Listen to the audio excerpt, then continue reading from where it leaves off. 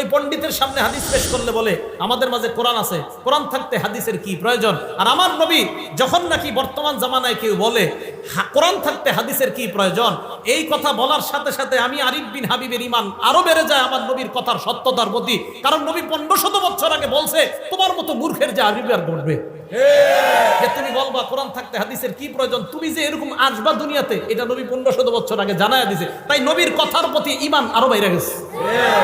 তো নবীজি বলেন এমন একটা জামানা আসবে যেই জামানায় এইভাবে মানুষ বসা থাকবে, তার সামনে হাদিস পেশ করা হলে সে বলবে কোরআন থাকতে আবার হাদিসের কি প্রয়োজন, এই কথা বলবে। আর কি যুক্তি দিবে? ফামা ওয়াজাদনা ফীহি মিন হারামিন হারামনা, কোরআনে যেটা হারাম এটাই তো হারাম।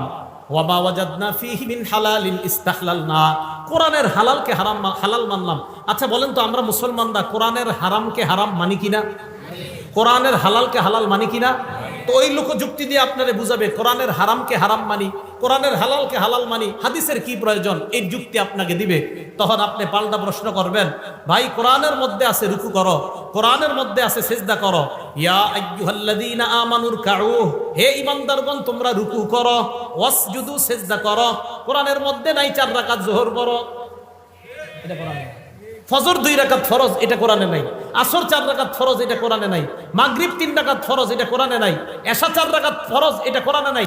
কোরআনে আছে নামাজ পড়ো, কোরআনে আছে রুকু করো, কোরআনে আছে সিজদা করো, হাদিসের মধ্যে আছে নামাজ এইভাবে পড়ো, হাদিসের মধ্যে আছে ফজর এইভাবে পড়ো। অতএব শুধু কোরআন আর শুধু হাদিস, একটা বাদ দিয়ে আরেকটা মানার নাম মুনাফিক মার্কা ঈমানদার।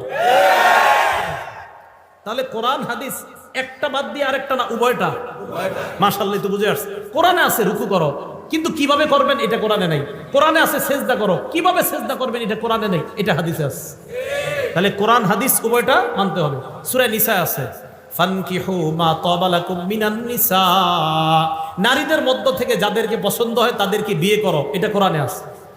সূরা নূরের মধ্যে আছে ওয়ানকিহুল আয়ামা, তোমাদের মধ্যে যারা বিবাহের করতে পারে না, যারা এখনো বিবাহ করে নাই, যাদের বিয়ে হয় নাই নারী পুরুষ, তাদের বিয়ে করায় দাও।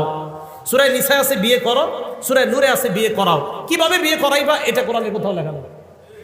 এই যে দুইজন বসবে, বসার পরে একজনে ইজাব বলবে আরেকজন কবুল বলবে, এত টাকা দেন মোহরের বাবদ তোমাকে প্রস্তাব করলাম, তুমি রাজি থাকলে কবুল বলো, এটা কোরআনে কোথাও লেখা নাই। কোরআনে আছে বিয়ে করো, কোরআন আছে বিয়ে করাও, হাদিসে আছে কিভাবে বিয়ে করাও। তাহলে কোরআন হাদিস না কোরআন হাদিস দুইটা, এই তো বুঝে আসছে আপনাদের।